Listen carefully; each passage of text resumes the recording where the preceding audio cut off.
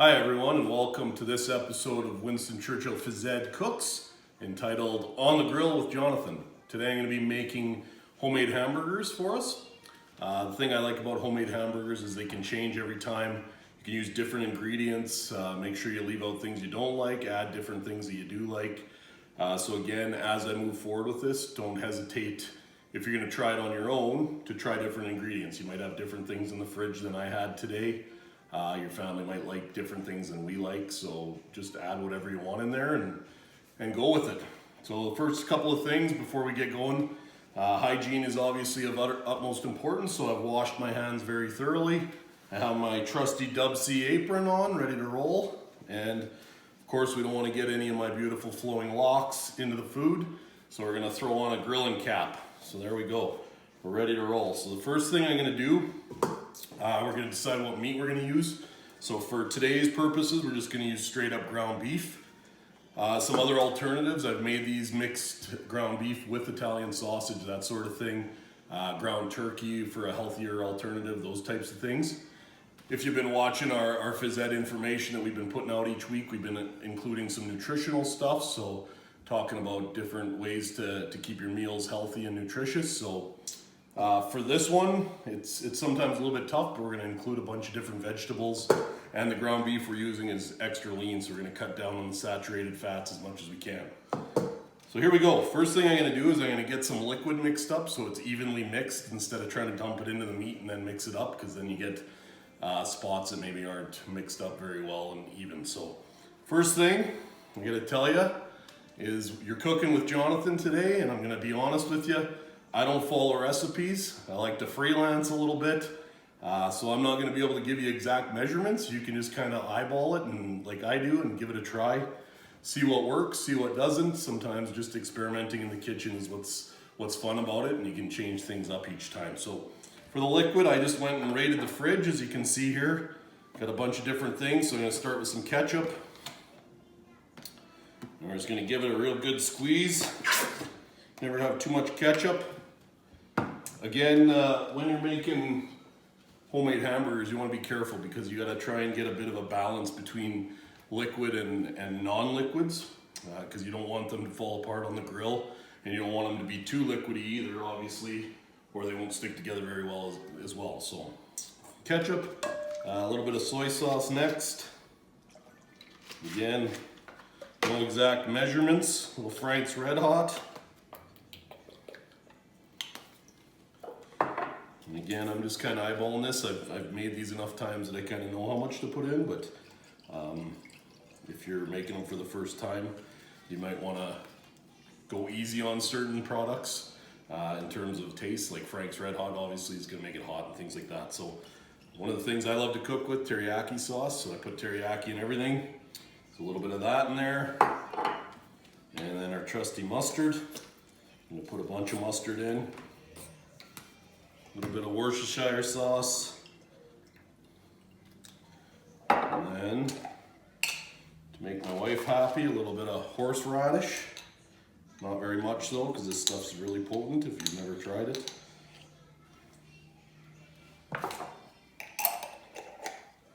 And I'm also going to put some garlic in here. So we already have bottled crushed garlic, makes it a little bit easier than trying to chop it up and put it in. So I don't go sparingly on the garlic. Love to have lots of garlic in there. All right, so there we go. Those are our liquids. I'm just going to whisk them together.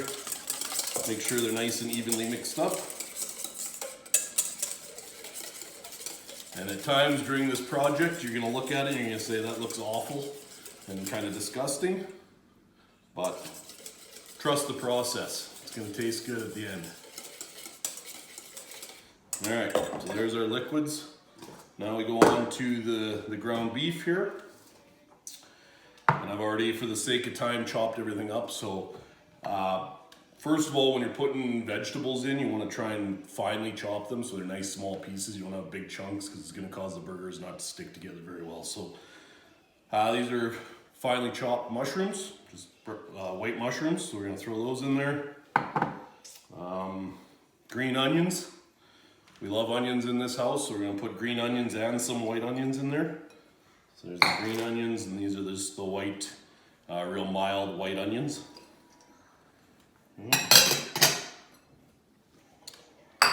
And then this one is one I love to put in our homemade burgers, is bean sprouts. So we're gonna throw these in here, but I'm gonna actually mix these in later because my wife's pregnant and she can't eat bean sprouts right now. So I'll mix those in a different batch. Next thing, breadcrumbs. Want to give it a little bit of sticking. You want to have it stick together and kind of mold, so we can mold them into actual burgers when we put them on the grill. So you want to put some breadcrumbs in there, and then a couple of eggs as well, as to work as kind of a binding agent. So we'll throw the eggs in. I'm going to go with 2. I'm making quite a large batch of burgers today because we're going to actually freeze some and then we can cook them next week or whatever. And I didn't mention, I should have mentioned at the start, but it is National Barbecue Month. So that's why we wanted to do something on the grill for you this week and get outside. The weather's been great, so we want to spend some time out on the deck. All right, breadcrumbs. A couple different options. This is an Italian style breadcrumb. This is panko. This is a Japanese style breadcrumb. Both work well. That's something I started doing a little while ago with my burgers and my meatloaf at home. The piece de resistance, stovetop stuffing. So that's what we're gonna use as our breadcrumbs. We'll get that in there, okay? And then basically we're just gonna put everything in the big pot, mix it all up real good, and then we're gonna form our burgers. So I'm just gonna pour the liquid that we already made in here.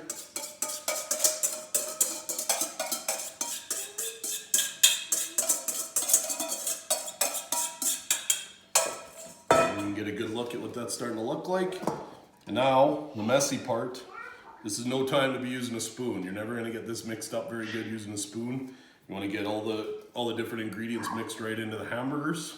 So, or mixed right into the ground beef, I should say, so it's nice and even and not clumped together. So, I'm getting in there with my hands, again, thoroughly washed first. And I'm just gonna get in here and get real dirty. Yeah. And just keep turning it over, mixing it up.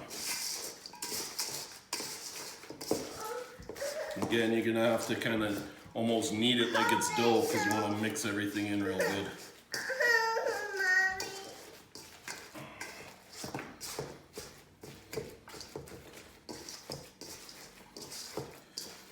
I should have said you could also, if you wanted to, mix the eggs into the liquid stuff that we mixed up before instead of putting them in separate, but it doesn't really matter either way. It'll get mixed up pretty good.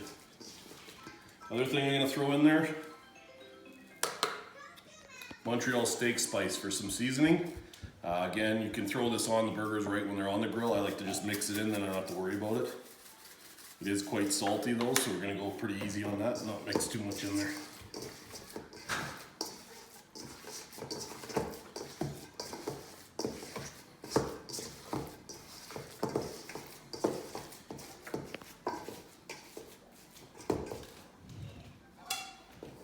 All right, looking pretty good so far here, as you can see.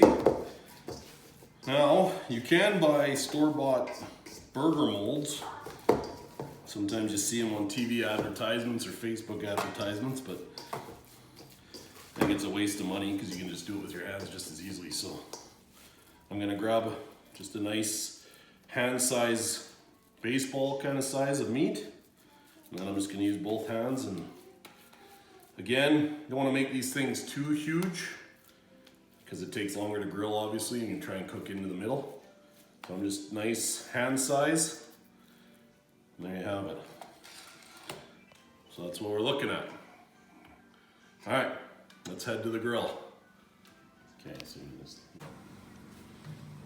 all right, here we are at the infamous grill up on the top deck here. We're about to put our burgers on. Again, there you have them. Looking pretty good. Again, as I mentioned right at the start, don't hesitate to use different things. I know some of you are probably looking at the bean sprouts thinking that sounds disgusting, but again, trust the process. It's delicious. Give it a chance. You could put other things in, other examples like bacon bits, ground up bacon, that sort of thing. Green peppers, yellow peppers, red peppers, finely chopped, put in there. anything like that. Again, we're trying to make these as healthy as possible to follow some of the healthy eating guidelines that we've been showing you guys. So we've tried to cut down on the sodium as much as we can, only put a little bit of seasoning salt in, and also use the extra ground, or extra lean ground beef I should say, and put in a whole bunch of veggies. So let's throw them on the grill. We got this baby heated up real good. We want it quite hot. And the other thing here, as I put these on, that you want to take note of, because there are so many other items in here, it's not just the meat, so there is a chance, even though we put egg and breadcrumbs in there to kind of bind them, that they'll fall apart. So what you want to do is leave them on the grill, nice hot grill, and leave them on there without touching them for a pretty decent amount of time until they're starting to get really brown and it's actually cooked the veggies and stuff into the meat, and then you can flip them without them falling apart. So we'll let those sit for a little while and we'll come back in a minute. Time to check them and flip them. So we've had them on for about 6, 7, 8 minutes, somewhere in there, and if you take a look at them real closer, you can see they're kind of nice and browned up. So like I said, these are not going to fall apart now when I flip them over, so you can see the nice, got some nice grill marks on there.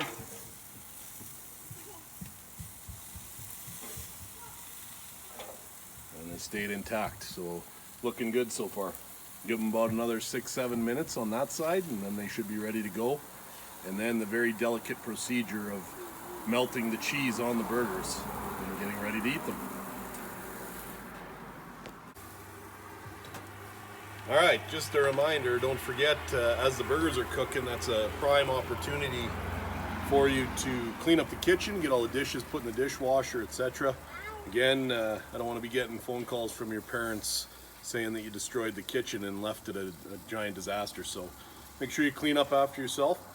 And here we have it. The burgers are cooked. We're just getting to the last part. As you can see, I've also added a little bit of barbecue sauce on there. Now I'm just going to put some cheese on and melt her up. For our purposes today, we're using garlic and herb cheese, which is delicious. It's just going to add a little bit more to the flavor of the burgers.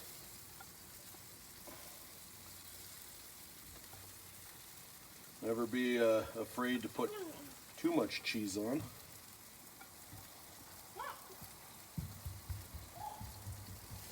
Alright, we're just going to close the lid for probably 2 minutes, let that melt up, and then we'll be done. Whoa baby, look at those. Those look delicious. Garnish it up with whatever you want. Throw a side on the plate, maybe a nice salad or something, and you're good to go. I hope you enjoyed the lesson on homemade burgers, and I hope you get a chance to try them at home, and let me know how it goes. Enjoy.